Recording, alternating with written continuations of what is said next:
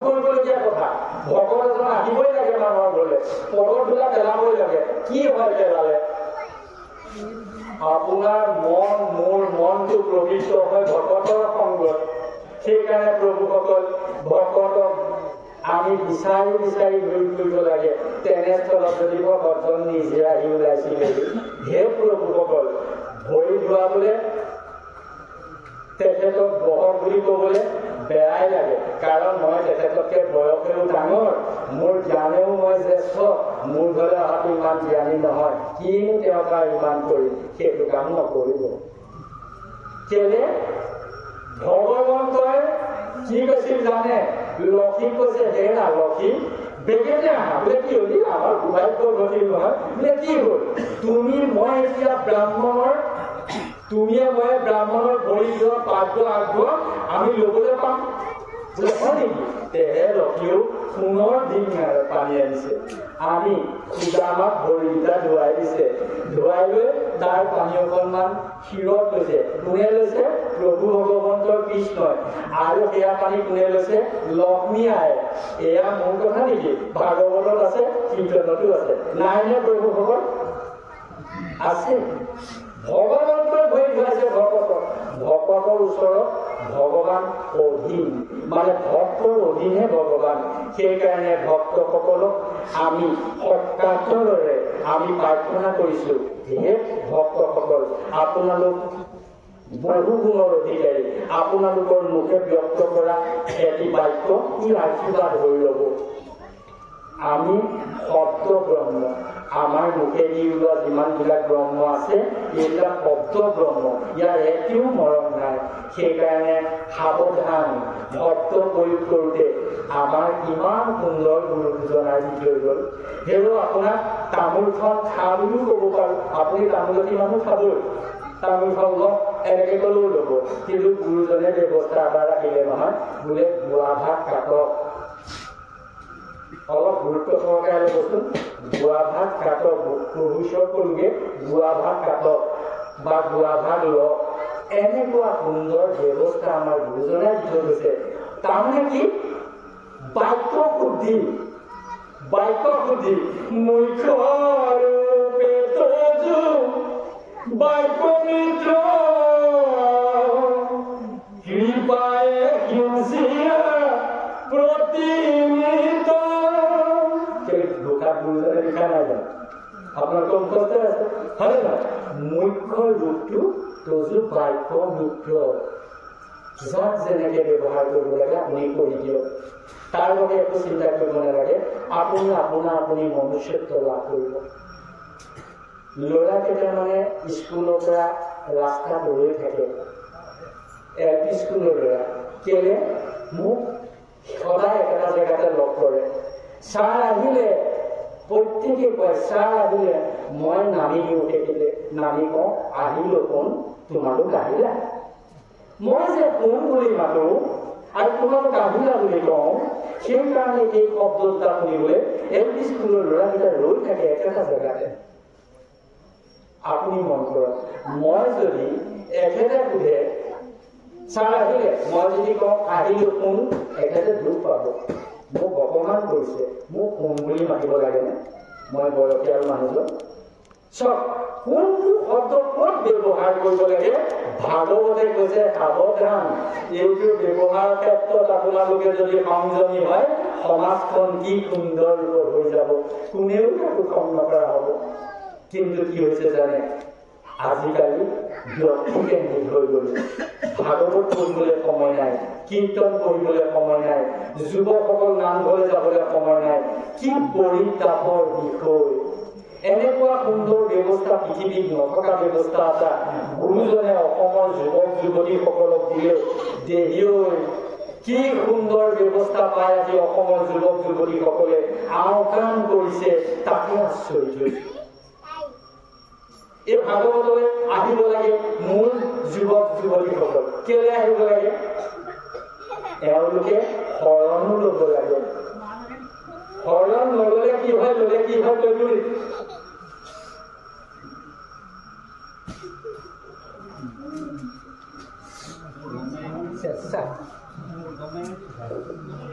প্ৰভুসকল কওঁ নেকি নে সময়ৰ কথা আছে নহয় আমাৰ ডেকা ল'ৰাবিলাকে শৰণ ল'লে কি হয় নল'লে কি হয় মোক সুধেই কেতিয়াবা সঁচা ভাগত কৰিব পাৰিম নে নাই মানে অকণ শৰণ নাই লোৱা নহয় ময়ো যাওঁ বাই পাওঁ নে নোৱাৰো ময়ো থাকাংগে নাজানো বা তথাপিতো এতিয়াও আপোনালোকক কৈছো যুৱক যুৱতীসকল আছে শৰণ ল'লে কি হয় নল'লে কি হয় তাৰে এটা আপোনালোকক উদাহৰণ এটা দি দিওঁ তাৰপিছতে যদি কিবা হয় তাৰপৰা উত্তৰ ল'লে ল'ব মই কালি কথা ৰাখোঁ কালি মিটিং এখনলৈ গৈছিলোঁ এইকেইদিন একেৰাহে মহখন মিটিং আছে কোনোদিন ক্ষতি নাই গতিকে প্ৰভু দিনত নোৱাৰে ৰাতি হ'লেও ক'ব লাগিছে লগীয়া আছে গৈছোঁ এনে দিনৰ মিটিং এখনৰ কথা কওঁ ল'ৰা চাৰিটাক দেখিলোঁ ৰাস্তাত মাৰ্বল গুটি খেলিছোঁ খেলি থাকোঁতে এজন মানে চাইকেল লৈ আহিছিলে মই একেবাৰে মটৰ চাইকেল লৈ গৈছোঁ চাইকেল লৈ অহাজনে মোক চাই দিবলৈ গৈ সেই ল'ৰাকেইটাৰ গাত চাইকেলখন উঠাই দিলে নহয় এটা অকণমান দুখ পালে ওচৰতে ঘুমটি দোকান এখন আছিলে তাৰ ল'ৰা দুটা ঢকলিয়াই আহিলে ল'ৰাকেইটাৰ হাততে লৈ পেলাই ক'লে যে এই মাষ্টৰজনৰ গাত দুখ আছে দেই এঘাৰটা বাজিছে এই ল'ৰাবিলাকক স্কুলৰ পৰা খেলিবলৈ পঠিয়াব লাগেনে গুচি গৈ পেলাই প্ৰধান শিক্ষকক ধৰিলে যে আপোনালোকৰ স্কুল কেইটা ছুটি হয় বোলে এনেই ডেৰটাত ছুটি হয় এতিয়া কেইটা বাজিলে বোলে 11:30 হ'ল আপোনালোকৰ ল'ৰা যে ৰাস্তাত ওলাই আছে এতিয়া যে এটা খুন্দিয়ালে হেডমাষ্টৰক ক'লে হেডমাষ্টৰে ক'লে ৰ'বা খং নকৰিবা ৰেজিষ্টাৰ বুকখন উলিয়াই পেলাই চালে ল'ৰা দেই এই ল'ৰাকেইটাৰ নাম নাই সিহঁতি নাম ল'বই বাইকৰ লগত ককায়েকৰ লগত আহি পেলাই অকণমান এই মনবিলাকে ৰাস্তাত খেলিবলৈ গুচিছে হেডমাষ্টৰে ৰিস্ক নল'লে কেলে নল'লে ল'ৰাকেইটাৰ ৰিস্ক নাম নাই ক'ত ৰেজিষ্টাৰ বুকত নাম নাই হে প্ৰভুসকল আপোনালোকৰ পৃথিৱীলৈ আহিলে নহয় ঈশ্বৰৰ ওচৰত নামটো লগালে নে নাই যদি নাই লগোৱা হেডমাষ্টৰে তাত ৰিস্ক নল'লে আপুনি সমৰ্থন দিলে ইবোৰ ৰাইজে নিদিলে নহয় হয়নে নহয় হেডমাষ্টৰে নাম নথকাৰ কাৰণে ল'ৰা ছোৱালীৰ ৰিস্ক নল'লে প্ৰভুসকল আপোনালোকে যুৱক যুৱতীসকল ইয়ালৈ আহিলে ঈশ্বৰৰ ওচৰত নাম লগাব লাগে শৰণ মানে আশ্ৰয় ঈশ্বৰৰ ওচৰত নাম নলগালে ভগৱানে ৰিস্ক নলয় ভগৱানে ৰিস্ক নল'লে ভগৱানে কেনেকৈ ৰিস্ক ল'ব সেইকাৰণে অসমীয়া হাতে নাখায় শৰণ ল'লে কি হয় ভগৱানৰ ওচৰত আশ্ৰয় ল'ব লাগে গুৰুৱে পথটো দেখুৱাই দিব আৰু গুৰুৱে যেতিয়া পথটো দেখুৱাই দিয়ে সেই পথটোৱে গৈ পেলাই যেতিয়া ঈশ্বৰৰ ওচৰত শৰণ ল'ম তেতিয়া মোৰ জীৱনটো মনুষ্য জন্মটো সফল হয় আৰু সেইকাৰণে আমাৰ প্ৰভুসকলে গায় কি বুলি গায় মই অকণমান গাই দিছোঁ বাৰু গুৰুজনে লিখিছে হৰি চৰণত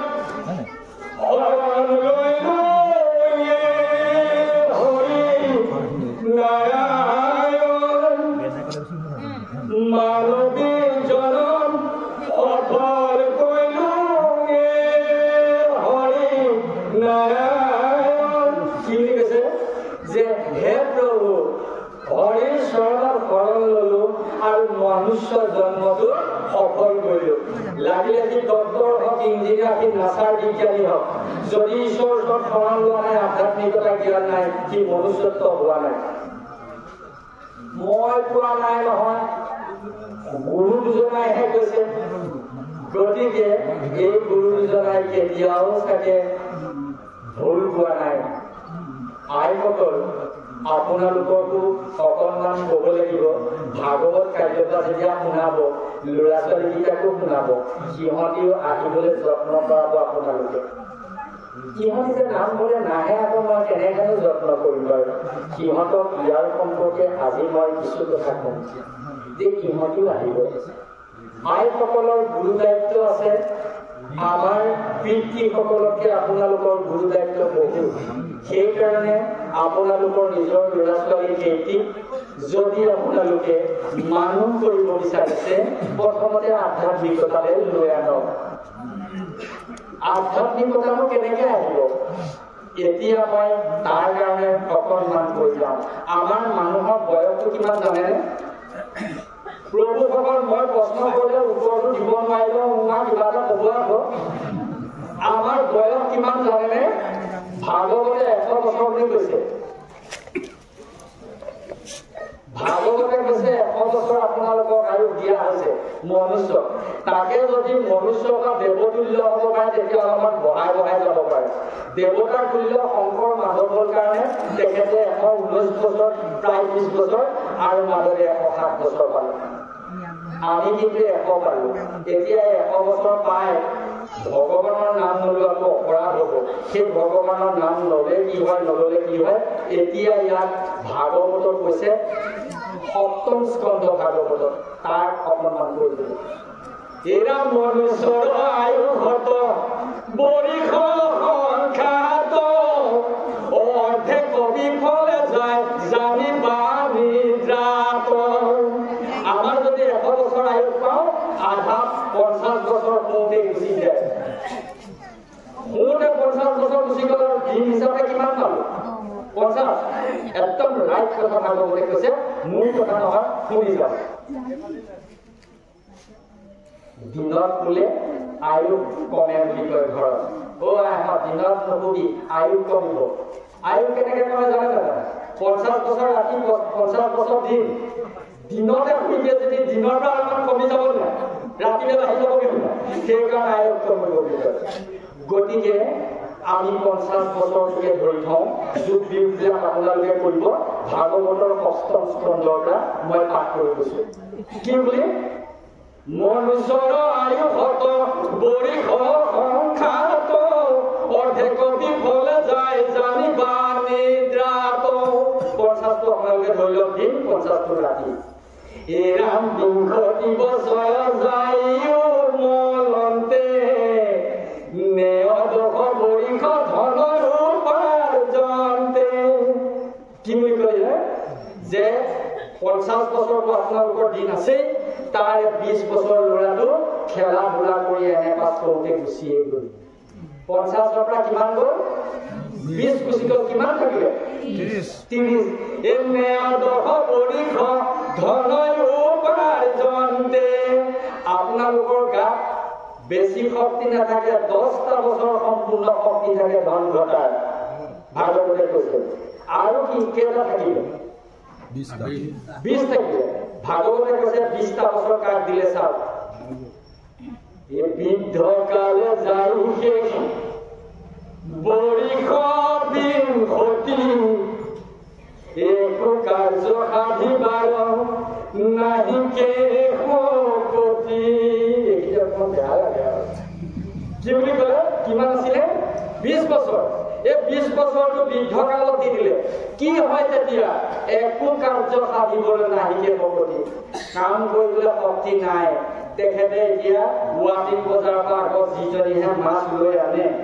বজাৰৰ পৰা এতিয়া নোৱাৰা হ'ল পল্লু মুখতো বহি থাকে কি হয় তেখেতৰ বুঢ়া হলে কি হয় ভাগৱতে কৈছে কি বুলি কৈছে শৰীৰ কপিয়ে ব্যাধি চকুৱে নকৰে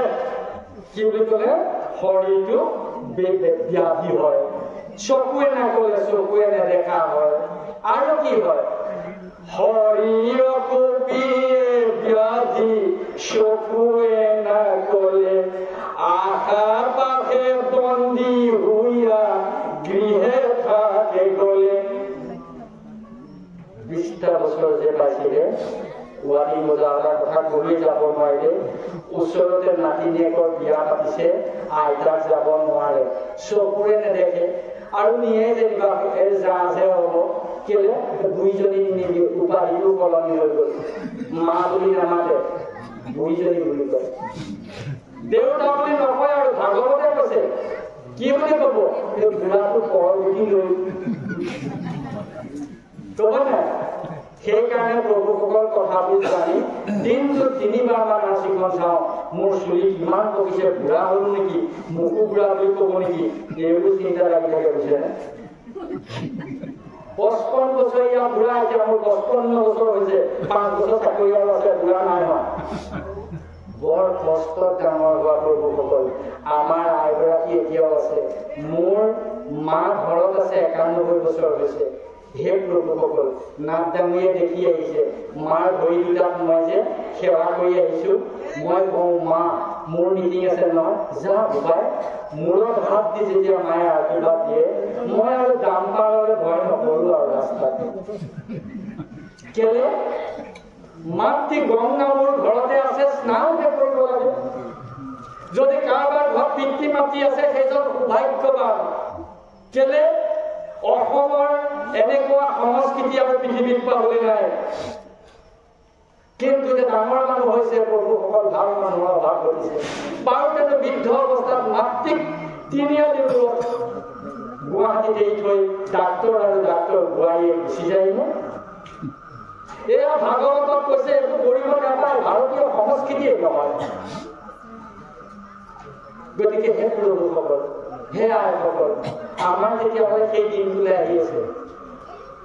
কি হয়, আশা পাশে বন্দী হৈ আহিহে থাকে গ'লে। ডাঙৰ ল'ৰাটোৱে মাছ এচকল আনি খোৱালে খুওৱা, মাজত কৰিছে নাই থাকে, তাৰফালে কামেই নাই। ডাঙৰ ল'ৰাই খোৱালেহে খোৱা। এয়া হ'ল আমাৰ বৃদ্ধকালৰ অৱস্থা। গতিকে কি কৰিব লাগিব? হে নজানি শিশু হব এৰিয়া নকৰ্ম, ধৰিও শিশু কালে ভাগৱত ধৰ্ম। আমাৰ ভাগৱত ধৰ্মটো শিশু কালতে ধৰাই দিয়ক প্ৰভুসকল। নতুন প্ৰজন্মটা আপোনালোকৰ হাতলৈ আহিব। এতিয়া যি হ'ল হৈ গ'ল, নতুন প্ৰজন্ম এটা আমাৰ হাতলৈ আহক। কি কৰিবলৈ কৈছে? ভাগৱত কেতিয়াও মিছা নহয়, ভাগৱত সদায় সঁচা। ই আগতো আছিল, এতিয়াও আছে, ভৱিষ্যতলৈ থাকিব। সেইকাৰণে ইয়াক সনাতন বুলি কোৱা হয়। আৰু সেইকাৰণে মহাপুৰুষ শংকৰদেৱে প্ৰথমতে সনাতন ব্ৰহ্ম সেৱা কৰিহে কীৰ্তনখন লিখিছিলে প্ৰভুসকল। গতিকে মই ভাবিছো যে আমি শিশুকালত কেনেকে ধৰা আধ্যাত্মিকতাৰ অলপ অলপ চুই যাম আপোনালোকক। এতিয়া আইসকলৰ কৰণীয় আছে। অহা বহাগ বিহুলৈ বেছি দিন নাই আৰু, 14 দিনেই নাই নেকি বিহুলে। এই বিহুত এইবাৰ আপোনালোকৰ ইয়াত যদি কোনোবা ঘৰত কৰে কৰক। প্ৰথমতে আপোনালোকৰ ঘৰখন তীৰ্থ কৰি লওক, তাৰপিছত তীৰ্থ ভ্ৰমণ কৰিবলৈ যাব। তীৰ্থ কৰাৰ কৌশল এটা দি থৈ যাম এতিয়া। আপোনালোকৰ ঘৰখনলৈ মানুহে দেখিলে এনেকে সেৱা এটা কৰিব, পাহৰি যাব, নামঘৰতে এনেকে সেৱা কৰে, ঘপককে আপোনালোকৰ ঘৰখনলৈকে এনেকুৱা হৈ যাব। এয়াই আমাক লাগে। কি হব? ল'ৰাটো আপোনাৰ যদি নাতি আছে, আপোনাৰ যদি ল'ৰা ছোৱালীকেইটা আছে, সন্ধিয়া ভৰি হাতকেইটা ধুৱাই প্ৰাৰ্থনা নকৰাকে সিহঁতক কিতাপৰ ওচৰত বহিবলৈ নিদিব। সিহঁতক চাহ অকণ মানে গাখীৰ অকণো পগাই নোখোৱাব, প্ৰাৰ্থনাটো কৰাই লওক। সিহঁতি প্ৰাৰ্থনা নাজানে, মাক ওচৰতে বহি লওক। দেউতাক বজাৰৰ পৰা আহোঁতে অকণমান দেৰি হয়, লাগক গোটেই ৰাস্তাটো আকৌ লাগে নহয় কোনোবা এজন দেউতাকক। ৰাস্তাটো ডাঙৰ, গোটেইটো তেওঁকে লাগে। তেতিয়া কি কৰিছে? মাকে পিতেকে কি গাইছে? কিমতে ভকতি কৰিব তোমাৰ মই মূঢ়মতি নাজানো তাৰ উপায়। আপোনালোকৰ ঘৰত ককাকে, বুঢ়ী মাকে বা মাকে, দেউতাকে নিজৰ ল'ৰা ছোৱালী হাল, ককা বুঢ়ী মাকে নাতিনীয়েককেইটাক গোসাঁই ঘৰ নাই যদিও প্ৰাৰ্থনা গৃহত ধূপ জ্বলাবলৈ অকণমান ঠাই ৰাখক প্ৰভুসকল। প্ৰভু থবলৈ যদি তাত যি আপোনাক লৈ ফুৰিছে তেখেতক থকা জেগা এখন আপুনি নিদিবনে? তেখেতেহে আপোনাক লৈ ফুৰিছে। গতিকে আপুনি য'তেই নহওক তাত চাকি এডাল জ্বলক বা ধূপ এডাল জ্বলক, জ্বলাই প্ৰাৰ্থনা কৰি আছে। এখেত বজাৰৰ পৰা আহোঁতে বদলি মুখতে শুনিলে নহয়, এয়া সিহঁতি ঠিক আছে। আহি তেওঁ লাহে লাহে চেতনা আহিছে। ঘৰ সোমাই দেখিলে মোৰ ল'ৰা প্ৰাৰ্থনা গাইছে, ঈশ্বৰ পৰা হৈছে মোৰ মাইকী মানুহে ল'ৰা ছোৱালীৰ লগত প্ৰাৰ্থনা গাইছে।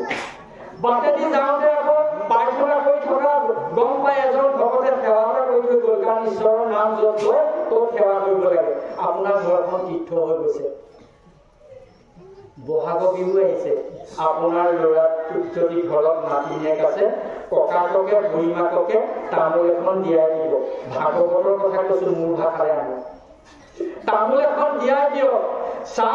চাহ পিছত খাব, ল'ৰাটোৱে পিঠা পিছত খাব। যোৱা, তোমালোকৰ ভাগ্য জানা, আমি নাপালো। আমি তোমালোকৰ দিনত ককা আৰু আইতাক দেখা নাপালো। তোমালোকে আজু আইতিকো দেখিছা, আজু ককাকো দেখিছা। যোৱা, বিহু দিনাখন তামোল দিলে কল্যাণ হয়।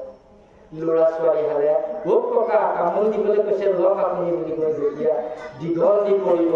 ককাকে আশীৰ্বাদ দিম বুলি ভাবোতেই এইখিনি পালে সি গমেই নাপালে তেখেতৰ চকুলৈ আহি এইখিনি পালে মোবাইলত কি আশীৰ্বাদ দিম ভগৱানে কল্যাণ কৰে সেইটা ল'ৰা বেয়া নহয় আৰু মা দেউতাকৰ মানুহ এখন মাকে কয় দেউতা তোমাৰ যোৱা পিতা স্বৰ্গ পিতা ধৰ্ম পিতা সেই পৰমহিত পিতৃ আমাৰ দেৱতা ধৰ্ম আমাৰ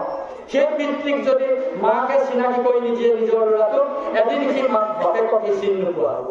দেউতাকৰ কথা সি নুশুনা হ'ব যি ল'ৰাই দেউতাকৰ কথা নুশুনে সি ভাগৱতৰ কথা নাজানে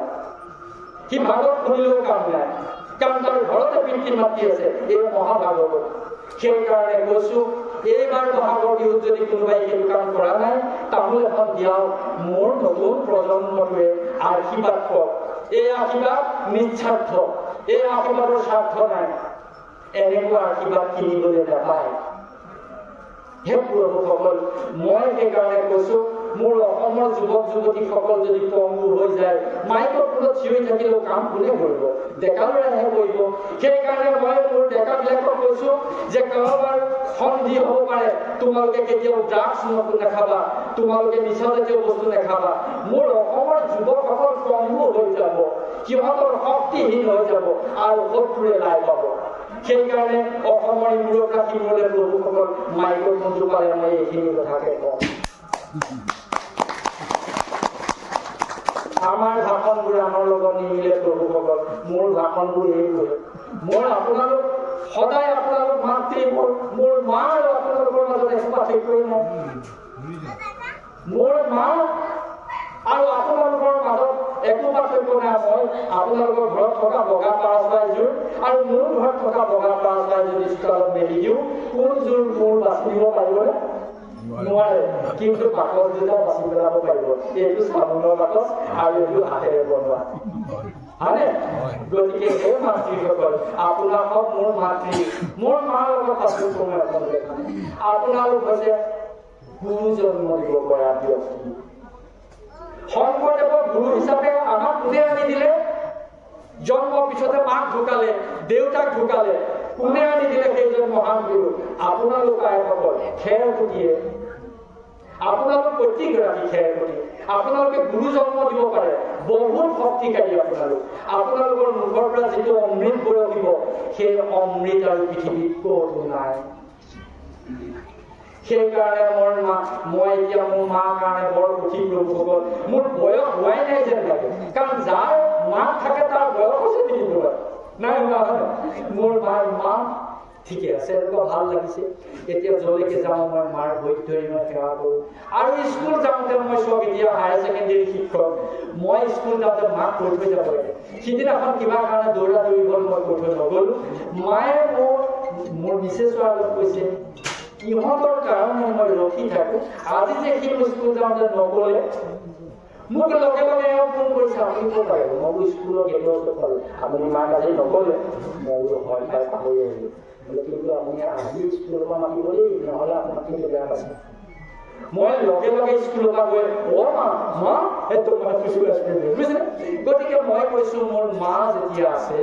আৰু ইয়াতকে আৰু কি থাকিব লাগে আমাৰ যেতিয়া ভাগৱত আছে ইয়াতকে কি থাকিব লাগে আইসকল মই ভাবিছো যে আমাৰ সমাজখন ভাল হৈ যাব মোৰ ল'ৰাবিলাকক কৈছো যে হে মোৰ জগত সভাৰ স্থান লোৱা মোৰ যুৱকসকল তোমালোকক দেখিলে মন প্ৰাণ ভাল লাগি যায় আমি বহুত দুখীয়া ঘৰৰ ল'ৰা আছো বহুত দুখীয়া ঘৰৰ ল'ৰা আমি কিন্তু কি কৰিছিলো যে সমাজৰ কাৰণে কিবা এটা কৰিব পাৰোঁ নেকি তাক চেষ্টা কৰিছিলো গতিকে আমি ভাবিছো আমাৰ যুৱকসকলে নামঘৰৰ দ্বাৰা মন্দিৰৰ দ্বাৰা আমি এটা পবিত্ৰ স্থান ইয়ালৈ আহিব লাগে মানুহৰ শৰীৰটো পবিত্ৰ হৈ যায় আৰু এই পবিত্ৰ শৰীৰত পবিত্ৰ মন এটা থাকে আৰু পবিত্ৰ মন থাকিলেহে ভাল কামৰ উদয় হয় ইয়াৰ পতাৰ আগত শৰণটো ল'ব লাগে কিন্তু মনত ৰাখিব শৰণটো লৈ নদীখন পাৰ হৈ যদি শৰণীয়া কথাকেইটা পাহৰে তেতিয়া কিন্তু শৰণ লোৱা নোলোৱা একেটাই হ'ব আৰু সৰললৈ বিয়াখন পাতক সুন্দৰ সাংস্কৃতিক আমাৰ বিবাহটো সংস্কৃতি ধৰ্ম নহয় বিবাহটো আপোনালোকৰ সংস্কৃতি এই সংস্কৃতি ৰক্ষা হ'লে সংস্কাৰ হয় মানৱ জীৱনৰ তিনিটা সংস্কাৰ আছে জন্ম মৃত্যু বিবাহ সেইকাৰণে আমাৰ সংস্কৃতিটোক আমি কোনোবাই হোমযজ্ঞ কৰে এই সংস্কৃতি কোনোবাই সকলম কৰে এই সংস্কৃতি কোনোবাই কিবা বিধি পাঠ কৰে এই সংস্কৃতি এই সংস্কৃতি ৰক্ষা কৰি আমাৰ জীৱনটো আমি শুদ্ধ কৰিব লাগে কিন্তু হে মোৰ অসমৰ যুৱকসকল আপোনালোকে বিয়া পতাৰ পিছতে ৰাতি কলিং বেলটো যাতে হাতেৰে কৰিব ভৰিয়ে কৰিলে কথাটো কিন্তু বেয়া হৈ যাব কথাটো বুজি পাইছে কি কৰিব খুজিছো সৰল হ'লে বিয়াও পাতিলে ৰাতি 12টা বজাত আহি দৰ্জাখন যাতে ভৰিয়ে নুখুলে হাতেৰে খুলিব নহ'লে এটা জাতি আমাৰ মাজতে গুচি আহিব কেলে সেই তেনেকুৱা মাধ্যমত গৈ যদি সন্তান এটা আমাৰ পৃথিৱীলৈ আহি দৈত্য জন্ম হ'ব ই অসুৰ জন্ম হ'ব কি হ'ব লাগিব দেৱ শিশু কেনেকে আহিব মাক আৰু দেউতাকৰ সংস্কাৰৰ পৰা আহিব সেই সংস্কাৰত কি জন্ম হ'ব দেৱ শিশু সেইকাৰণে প্ৰভুসকল মানুহৰ জীৱনটো আমি যেতিয়া সৰু আছিলোঁ দেৱ শিশু ঈশ্বৰ আছে 5 বছৰলৈকে আৰু সঁচাও আছে হে প্ৰভুসকল ধৰ্মৰ কথা কৈ থাকিলে অন্ত নাই ভাগৱতৰ মই প্ৰথম অধ্যায়ৰ জাতকলৈকে কৈ গ'লে শুনি ভাল পাব হয়তো সময়ৰ কথাটো অকণমান আছে নহয় গোটেই কথাবিলাক মই ৰক্ষা কৰি কথা ক'ব লাগিব গতিকে আমি ভাগৱতে আমাক কি দিয়ে ভাগৱতে আমাক ভাগৱতত কি আছে আৰু ভাগৱতত আমি কি সেৱা কৰিব লাগে এই ভাগৱত কৈয়া সমাজখনৰ কল্যাণ কেনেকৈ হয় তাৰ সম্পৰ্কে এদিন ভাল ল'ৰাক আমি সন্মান জনাওঁ আপোনালোকৰ ইয়াত যদি অসমৰ ভিতৰত প্ৰথম স্থান পোৱা ল'ৰা এটা এইখন গাঁৱত থাকে আপোনালোক বহি থাকিব পাৰিবনে ঘৰত সেই ল'ৰাটো গামোচা নিপিন্ধাবনে ভাল ল'ৰা সদায় সন্মান থাকিবই আমাৰ ভগৱানেও ভাল ল'ৰাক ধুনীয়া দৰখাস্ত এখন কি চাৰ্টিফিকেট এখন দিলে নহয় প্ৰহ্লাদক ধুনীয়া চাৰ্টিফিকেট এখন দিছিলে কেলে জানে দীঘল নবলগীয়া কৰে ভাল ল'ৰাই ঈশ্বৰক চিন্তা কৰিলে ভাল অন্তৰ হয় ভাল অন্তৰ হ'লে মইতো গৈয়ে গ'লো সেইকাৰণে প্ৰহ্লাদে ঈশ্বৰ চিন্তা কৰি এখন সুন্দৰ সমাজ গঠনৰ যি দৃঢ় প্ৰতিজ্ঞ 5 বছৰতে পালে তেওঁ বৃত্তিৰে কিন্তু তেওঁ হেঙাৰ স্বৰূপ হৈছিল পৰিৱেশ এটাকে পোৱা নাছিল তেনেকুৱা পৰিৱেশ পোৱা ল'ৰা এজনে ঈশ্বৰ সেৱা কৰি ৰাইজক দেখুৱালে আৰু এদিন নিসিংহ আহি তেওঁৰ সন্মুখত দেখা দিলে নিজ পিতৃক গোলাত লৈ তেওঁ মাৰি পেলালে আৰু তেতিয়া প্ৰভুৱে ক'লে যে তুমি মোৰ পৰা বৰটা লৈ লোৱা বোলে কি বৰ বোলে তুমি যে ইয়াত ইমান ডাঙৰ কাম এটা কৰিলা মোৰ এইটো ধেমালি ৰূপ নহয় এই ৰূপটো যেতিয়া পাইছা তুমি বৰটা লোৱা বোলে মোৰ প্ৰভু নালাগে বৰ মই সেইটো বাণিজ্যলৈ নাযাওঁ মোক এটাই কাম কৰক মোক আপোনাৰ চৰ চিন্তা কৰিবলৈকে শক্তি দিবলৈ কথা পিছত আকৌ এবাৰ ক'লে ভগৱন্তই কোনে নিসিংহই বোলে এই ৰূপৰ এবাৰে দেখিবা আৰু ভৱিষ্যতলৈও নহয় গতিকে তোমাক এটা বৰ দিন বুলি কৈছিল নল'লা এইবাৰ ভাবিলে প্ৰহ্লাদে দ্বিতীয়বাৰ যেতিয়া বিচাৰিছে লৈ যোৱাৰ কথা বোলে প্ৰভু তেতিয়াহ'লে দিয়ক বোলে সেইটো কি বোলে মোৰ দেউতাই যে আপোনাক কৰ্কৰ্ষণা কৰিলে আমাৰ দেউতাই যে আপোনাক পিঠিত গদা লৈ খুব মৰিয়ালে দেউতাই বৰ অপৰাধ কৰিলে দেউতাক অকণমান ক্ষমা কৰি দিয়ক আৰু দেউতাক বিপদৰ পৰা উদ্ধাৰ কৰি দিয়ক সেইটোহে লাগে নেকি বোলে নালাগে তেতিয়াহ'লে ৰখিছোঁ এটা ল'ৰাই কি কৰিব পাৰে তাৰ উদাহৰণটোৰ কাৰণে মই এই খাই কৰোঁ কি বুলি ক'লে নিসিংহই এই পৰম বৈষ্ণৱ তই পুত্ৰ ভৈলি যাৰ 21 পুৰুষ তই কৰিলি উদ্ধাৰ এটা ল'ৰাই 21টা পুৰুষ উদ্ধাৰ কৰিব পাৰে গতিকে তোৰ দেউতাক তই বেলেগকে উদ্ধাৰ কৰাব বিচাৰিব নালাগে তো দিয়ে দিলো আৰু সেইকাৰণে প্ৰভুসকল বংশত যদি কিবা ল'ৰা এটা যদি ভাল হয় সেই ল'ৰাটোৱে বংশ 21টা পুৰুষ উদ্ধাৰ কৰিব পাৰে আৰু সি বংশকেই নে নহয় সি গাঁওখনকো কৰিব পাৰে এই গাঁওখনে পবিত্ৰ কৰিবলৈ বোলে দেশখনক পবিত্ৰ কৰিব পাৰে আৰু যত জীৱ জন্ম কৃত্য তন্ম এটা ভালদৰে কৰিব পাৰে সেইটো সঁচানে সঁচাটো আকৌ ৰজত কাকতিয়ে এইবোৰ সাজি সাজি কৈ থৈ গ'ল নেকি মনত ৰাখিব মই কোৱা কথা নহয় নিসিংহই সপ্তম স্কন্ধ ভাগৱতত কৈছে কি বুলি তই যদি ভাল ল'ৰাটো দিবি 21টা লোকলৈ উদ্ধাৰ কৰিবি আৰু এটা দিছো ল সেইটো কি তোৰ সমভক্ত যিটো উদাৰ চৰিত্ৰ কৃত পতংগটো তথা কৰয় পবিত্ৰ তই যে ল'ৰাটো ভাল ল'ৰা তই এইপিনে গুচি যোৱাৰ লগে লগে তোৰ গা বাটো পাই গছজোপা উদ্ধাৰ হৈছে তই ইমান ভাল ল'ৰা ঈশ্বৰে কৈছে হে প্ৰভুসকল আমাৰো সমাজত তেওঁলোকৰ লেখীয়া ভাল ল'ৰা আছে ভাল ভকতো আমাৰ মাজত আছে এতিয়া কেনেকৈ চিনিব কোনজন ভাল ভকত কোনজন বেয়া ভকত মোক ভাল বুলি ভাবিলেও ৰঙে চঙে দেখিব এইটো নহয় ই ভাল ভকত নহয় ইয়াত হাতযোৰ নকৰোঁ এই ভাত কেতিয়াও নল'ব ভকত ভকতে কাৰ অন্তৰত কি আছে কেনেকৈ জানিব সুহিত অন্তৰে প্ৰভু ভগৱন্তক বস্তু দিব ল'ব কি হ'ল জানে বিদুৰৰ ঘৰলে এদিন কৃষ্ণ গ'ল নহয় সুন্দৰ এটি ধুনীয়া মহাভাৰতত আছে সুন্দৰ ঘৰ এখন বনাই থৈছে নহয় বহু ভগৱন্ত আহিব তেওঁ তাৰ সোণৰ বিচনা সোণৰ খাপ ধুনীয়া কৰি থৈছে দুৰ্যোধন কিন্তু তালৈ নগ'ল নহয় ভগৱান কৃষ্ণ বিদুৰক ক'লে ব'ল আমাৰ ঘৰলৈ যাওঁ বিদুৰৰ আহিল চিন্তা ভগৱান কৃষ্ণ মোৰ ঘৰলৈ যাব মই বহাম কিয় মই খুৱাম কি আহক তেওঁ মহান ভক্ত তথাপিতো মাতি নি ঘৰ পোৱালে পুৱাই সেৱা ভাগকে ল'লে তেওঁ পৰিবাৰে ভাবিলে শোভা গায় পৰিবাৰ নাম কি আছিলে শোভা গায় শোভা গায় ভাবিলে কল কেইটামানকে আপুনি আনি গৈছিলে আমাৰ এখেতে ভগৱানক কলকে কওঁ একোৱে নাই বিদুৰৰ ঘৰত তেওঁ কি কৰিলে কলকেইটা আমি গুচাইও নিদিওঁ ভগৱানক অতি গুচাই দিওঁ কষ্ট পাব মোৰ ভগৱানে কলটো গুচাওঁতে গুচাই আছে বাকলিটো ভগৱানৰ ফালে দি আছে কলখিনি এওঁ খাই আছে কোনে বিদুৰৰ পৰিবাৰে ক'ব নোৱাৰে ঈশ্বৰৰ প্ৰতি ভুল হৈছে ভগৱানৰ কলৰ বাকলিকেইটা ইমান সুবিষ্টই খাই আছে দেখি আছে বিদুৰে কৈছে কি কৰিছা প্ৰভু কি দিছা প্ৰভু আপুনি নল'ব ৰ'বা বিদুৰ মহাভক্তই অন্তৰকৰণে দিয়া এই অমৃত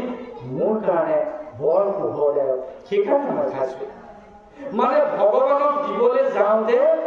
নিজক পাহৰি গৈছে মানে আজি ভগৱানক পালোতো মোৰ ঘৰতে কেনেকুৱা হৈ গৈছে বিভোৰ হৈ গৈছে তেনেকুৱা ভগৱানৰ প্ৰতি থকা প্ৰেমত কলকে দিলোনে বাকলিকে দিলোনে গমেই নাপালো আৰু ৰামায়ণৰ কাহিনী এটা আছে আইসকল সেই তাতো সেই এগৰাকী মহিলাই ভগৱান শ্ৰীৰামচন্দ্ৰই এদিন তেওঁৰ ঘৰলৈ প্ৰৱেশ কৰিলে কেইটিমান কেঁচা ফল বগৰী কেইটামান আনি ভগৱানক দিবলৈ আনিলে সবৰী তেওঁ সবৰীয়ে ভাবিলে যে ঈশ্বৰক দিয়া ফলকেইটা অলপ চাই চিতি দিব লাগিব সেইকাৰণে ফলকেইটা আনিলে এবাৰ কামুৰি চাই যিটো মিঠা সেইটো এফালে থৈ যায় আকৌ এবাৰ কামুৰি চাই যিটো টেঙা সেইটো আঁতৰাই যায় অঁতৰাই পেলাই মিঠা ফলকেইটা প্ৰভু দি টেঙা ফলকেইটা দিলে প্ৰভুৱে বৰ কষ্ট পাব দুখ পাব ৰাম লক্ষ্মণ দুয়ো আছে কিন্তু সবৰীয়ে চৰণত ধৰি দুয়োকে আমি দিয়া ফলকেইটা গ্ৰহণ কৰক বুলি আগবঢ়াই দিলে ভগৱান ৰামেতো দেখিলে মিঠা ফল তেওঁ কামুৰি কামুৰিহে দিছিলে কেলে মিঠা ৰসটো চাই লৈছে মিঠা আছে নে নাই যদি মিঠা আছে তেতিয়াহ'লে ভগৱানক দিওঁ টেঙাটো নিদিওঁ গতিকে মিঠা ফলকেইটা চাই চাই ৰামচন্দ্ৰই মহা তৃপ্তিৰে এটাকেইটা খালে এওঁ কিন্তু মনটো বেয়া পালে লক্ষ্মণে দাদা বোলে ভাই লক্ষ্মণ সবৰীয়ে যে তোমাক দিয়া ফলকেইটা জোখা ফল দিলে তুমি তাকে খালা বোলে শুনা এইকেইটা ফলে মোক আশ্ৰয় দিলে কাৰণ চোৱা সবৰী তেতিয়ালৈ তুমিয়ে কোৱা এৰা মই ঘৰলৈ গ'ল প্ৰভু মই ভাবিলো প্ৰভু ইমান দিনৰ মূৰত মোৰ ঘৰলৈ আহিছে মই কেঁচা ফল টেঙা ফল কেনেকৈ খুৱাম সেইকাৰণে চাই দিয়াটো হয় মোৰ ভুল হৈ গ'ল প্ৰভুৱে ক'লে মই সুন্দৰভাৱে গ্ৰহণ কৰিলোঁ চাওকচোন মনৰ আনন্দত প্ৰভু ভগৱন্তৰ প্ৰেম কেনেকৈ জাগৃত হ'ব লাগে আমিও কালিলৈ পৰা প্ৰভুৰ চৰণত যি একৰা আগবঢ়াম প্ৰভু ভগৱন্ত নিশ্চয় ল'ব আপোনালোকে একো দিব নোৱাৰিলেও চাকি গছকে জ্বলাব চাকি গছৰ কিছুমানে কাম নাই বুলি কৈছে মই চাকি গছৰ সম্পৰ্কে অকণমান কথাতকৈ সামৰণি মাৰিম দেৰি হৈছে প্ৰভুসকল মই বুজি পাইছোঁ তেতিয়াহ'লে চাকি সম্পৰ্কেও নকওঁ সময় যথেষ্ট হৈ গ'ল একেবাৰে শেহতীয়াকৈ কওক আৰু কৈ দিওঁ হয়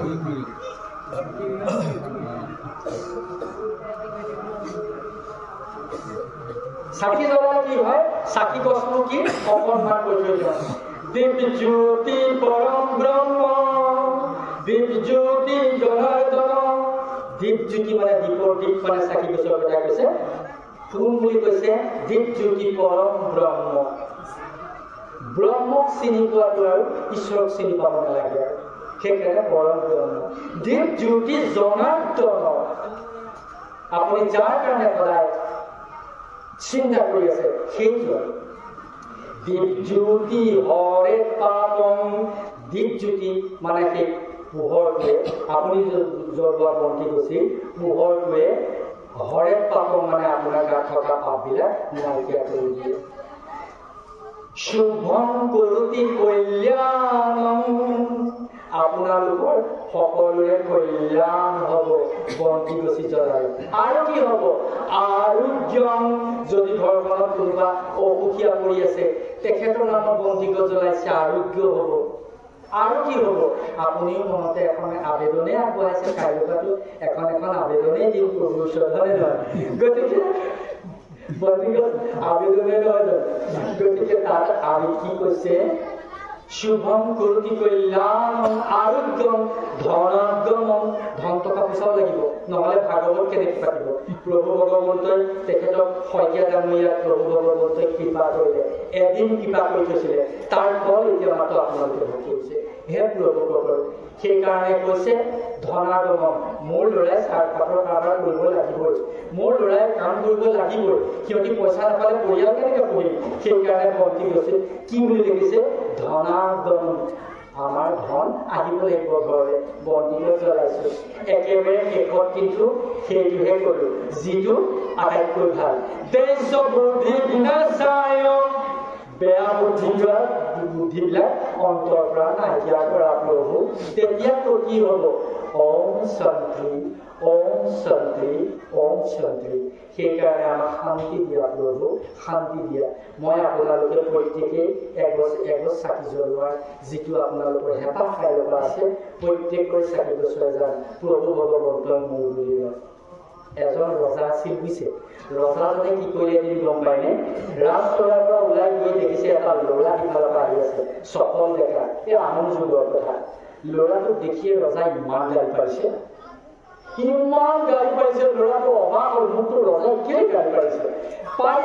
আছে ল'ৰাটো আহি পেলাই ক'লে মহাৰাজ বোলে মোক গালি পাৰি হ'লনে বোলে হ'ল বোলে মই আজি কথা ক'ব পাৰোঁনে বোলে কওক কোৱা বোলে এই ৰাজ্যখন কাৰ মহাৰাজ বোলে মোৰ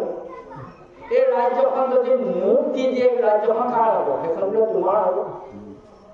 আৰু যদি ৰাজ্যখন মই নলওঁ তেতিয়া কাৰ হ'ব বোলে তেতিয়া মোৰ হ'ব ৰজাই ক'লে বোলে অথনি যে আপুনি মোক গালি পাৰি আছিলে সেই গালি পৰা যদি মই নলওঁ সেয়া কাৰ হ'ব প্ৰভুসকল অথনি যে মই ভাগৱতৰ তলিয়ে নগ'লোগৈ অকণমান 3.5 ঘণ্টা লাগে অলপ ক'বলৈ যে আপোনালোকক ক'লোঁ যে মই অথনি বা যিমানখিনি কথা আপোনালোকক ক'লোঁ কোনেও যদি নলয় আকৌ ঘূৰি হেনো আমাৰ ওচৰতে আহিব বুলি শব্দ ব্ৰহ্মই কৈছে সেইকাৰণে গোৱাল গালি নাপাৰিব গোৱাল গালি যদি পাৰে সেই গালিকেইটা ইঘৰলৈ যাব কোনেও যদি নলয় ঘূৰি আহি আপোনাৰ গাতে থাকিব সেইবোৰ সাজু হোৱা কথা নহয় সেইকাৰণে গালি সেই গাড়ীবিলাক আকৌ ঘূৰি আহিলে অপকাৰ কৰিব কি কয় বোলে আপোনাৰ নামৰ দুখত দেই নামঘৰত চাকি দিব দি দিব ভাগ দিব যোনে গাড়ী গাইছিলে ভগৱান চিন্তাকে সেইখিনি ঘূৰি আহি ঘৰত লগাই আছে গতিকে প্ৰভুসকল সামৰিবলৈ লৈছো আপোনালোকে এটা কথা জানে নে নাই মই আজি সমাজখনলৈ আহি বৰ ভাল পালো সময়টো হৈছে প্ৰায় 9:30 বাজি গৈছে গতিকে ইমান ৰাতি সিদিনাখন মই একেৰাহে 9খন মিটিং গাইছোঁ আজিলৈকে অতি একেৰাহে গাইছোঁ সেইকাৰণে কথাটো গুৰু হৈ গৈছোঁ গতিকে সিদিনাখন মিটিং এখনলৈ গৈছিলোঁ আমি 3জন গৈছিলোঁ তাত মিটিঙৰ পৰা ঘূৰি আহোঁতে দেখিছোঁ অকণমানি ঘৰ তাত লিখা আছে বোলে আটাইতকৈ অজ্ঞানী লোকজন পৃথিৱীৰ আটাইতকৈ অজ্ঞানী লোকজন বুলি ঘৰত আছে তেনেকৈ লিখা আছে মোৰ লগত অহা দুজনক ক'লোৱেই মিটিং শেষ হ'ল যেতিয়া এতিয়া এই মানুহজন চাই যাওঁ বোলে এটা ভাল মানুহ চাই কৰি লোৱা নাই আকৌ অজ্ঞানী চাওঁ মোক ক'লে মই চাম বুলি ভাবিছোঁ সিহঁতে নাহে সিহঁতক গৈ মই তহঁতি অকণমান দেৰি ৰহ মই চাই প্ৰভুসকল গ'লো নহয় গৈ একোখানি ঘৰ দৰজাখন ঠেলা মাৰি দিলোঁ প্ৰভুসকলে একো নাই নহয় তাত মানুহটো চাব পৰা ইমান ডাঙৰ মুখ চোৱা আইনাখন আছে এনে লাজ লাগিল প্ৰভুসকল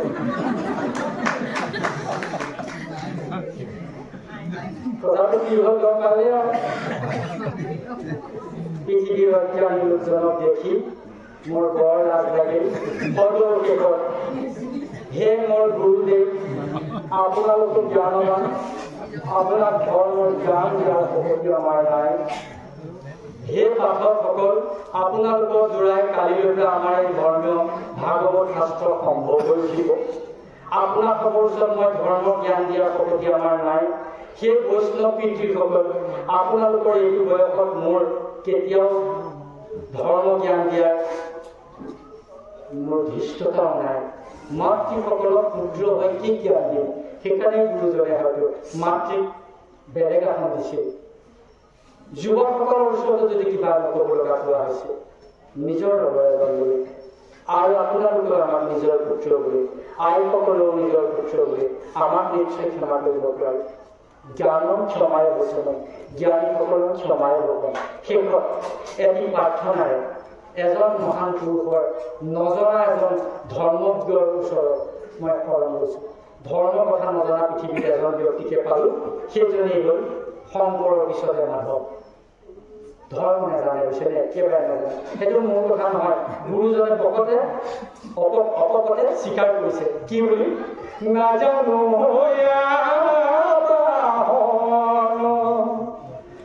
নাজানো পূজা মন্ত্ৰ নাজানো কি বুলি কৈছে মাধৱ পুৰুষে ভগৱানক আবাহন কৰিব নাজানে বিসৰ্জন কৰিব নাজানে পূজাও কৰিব লাগে মন্ত্ৰ গাব লাগে সেইবোৰো নাজানে কিমান নাজানে পূজা মন্ত্ৰ নাজানো কৃষ্ণিত কিমান নাজানে কৃষ্ণিতো নাজানে এতেকে হে সাধুসকল আমাক ক্ষমা কৰি দিয়া কেনেকে এতেকে পৰমেশ্বৰ দাস হৈ চৰণত মোৰ গতি সাধিবি উচিত এৰাম এতেকে পৰমেশ্বৰ দাস হৈ চৰণত মোৰ গতি সাধিবি উচিত ৰাম মোৰ গতি সাধিবে উচিত